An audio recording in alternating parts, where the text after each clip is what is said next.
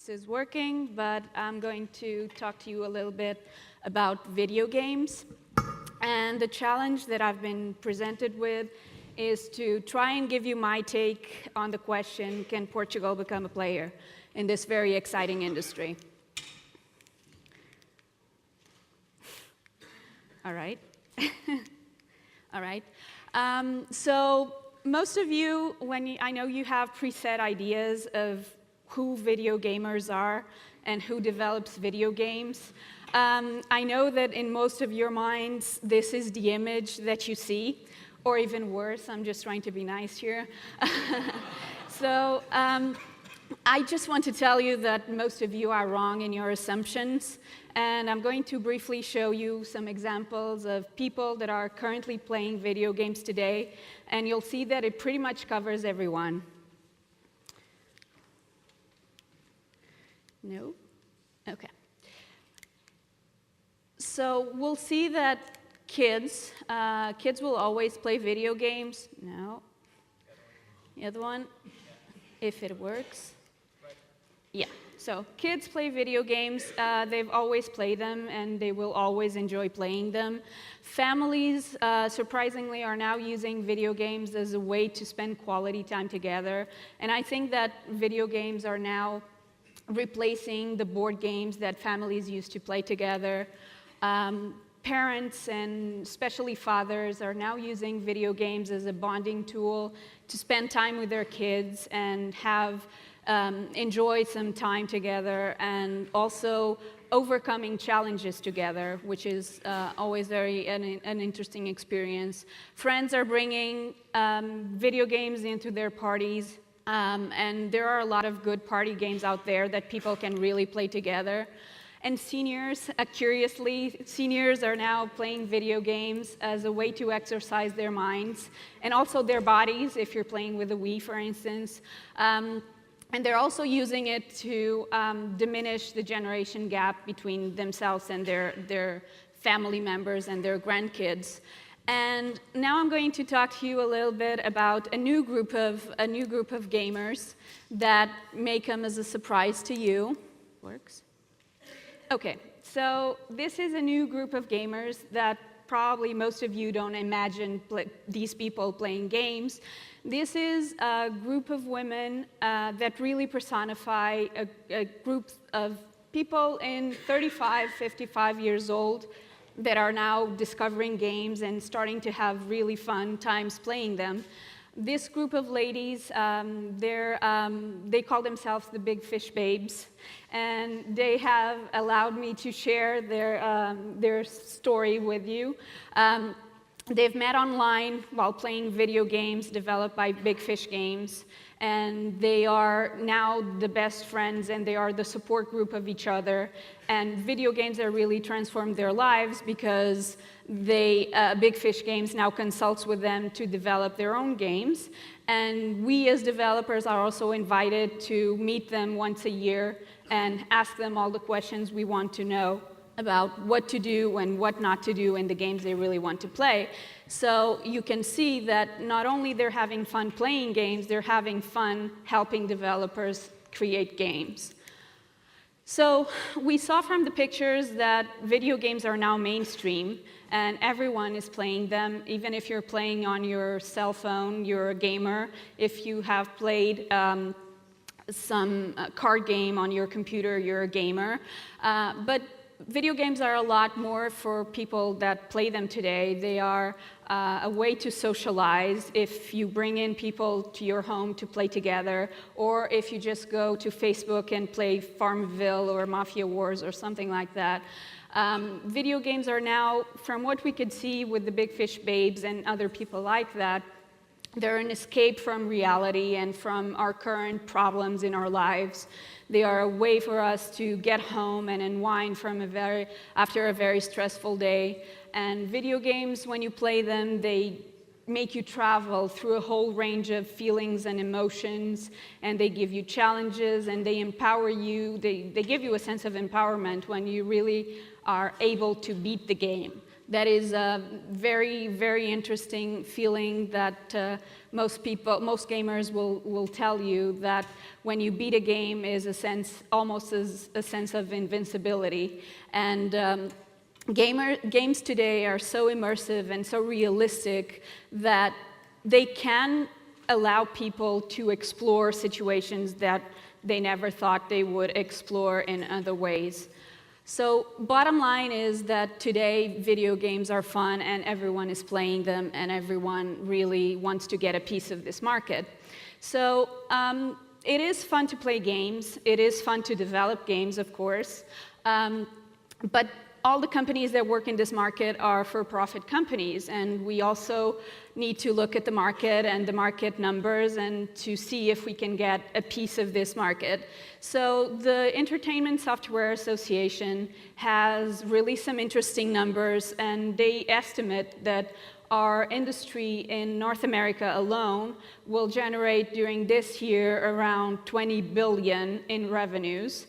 And customers are expected to buy till the end of this year, 2010, around 400 million games and software units. So you can now start to see why investors all over the world are now starting to look at game companies with different eyes, and they all want to really have a game company added to their portfolios. But we also need to think, not only look at the market, but also look at your competitors. A question most people always ask me is, how difficult is it to get in the industry? How many competitors are there out there? Is it too competitive? And yes to all of those questions. It's really, really hard to get into the industry, and it's very competitive.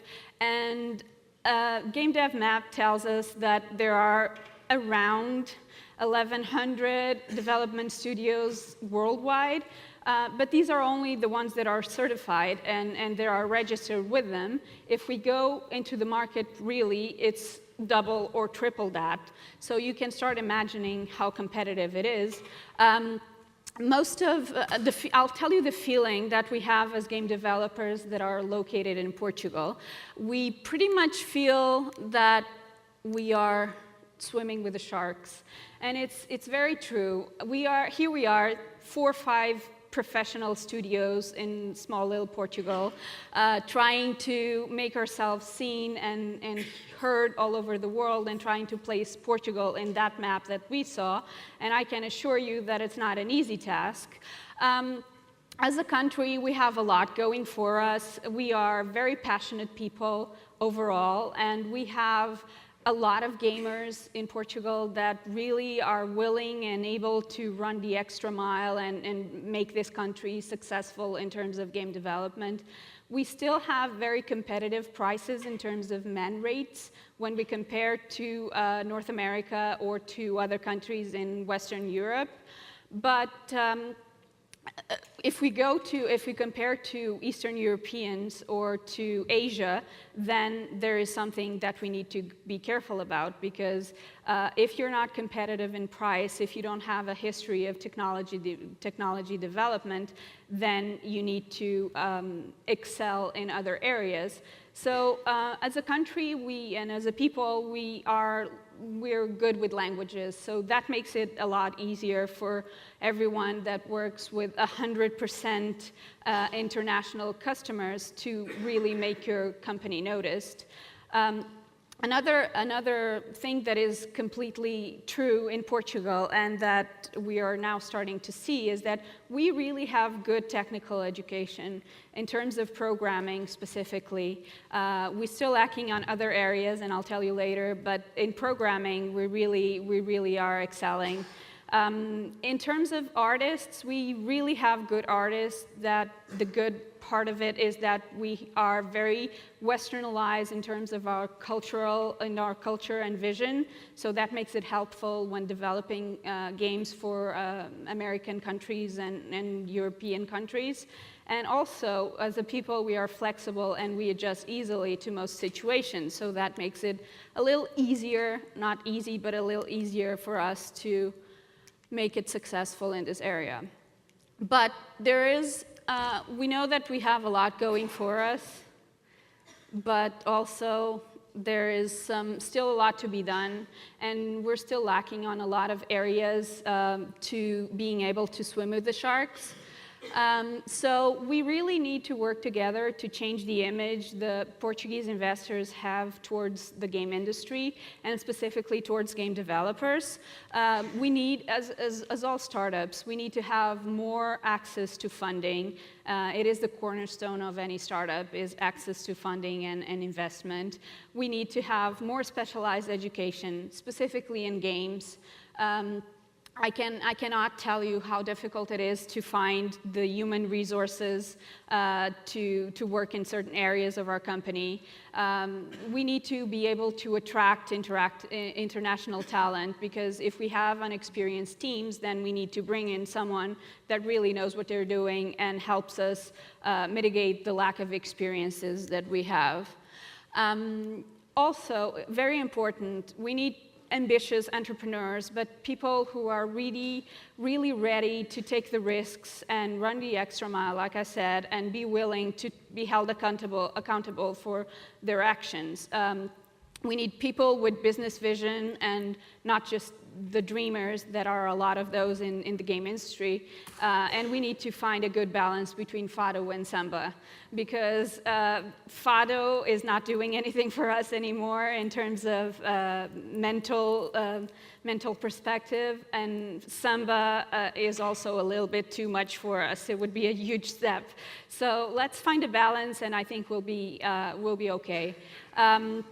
We need people with strong and very serious work ethics. We're having a lot of difficulties with that area here, with the people we hire here in Portugal, and we need, all of us need to have the drive to excel. So I'm going to share some experiences that we already have at Gameinvest and things we've learned. So if you want to go into game development, you make your own mistakes and don't fall into the traps that we've fallen.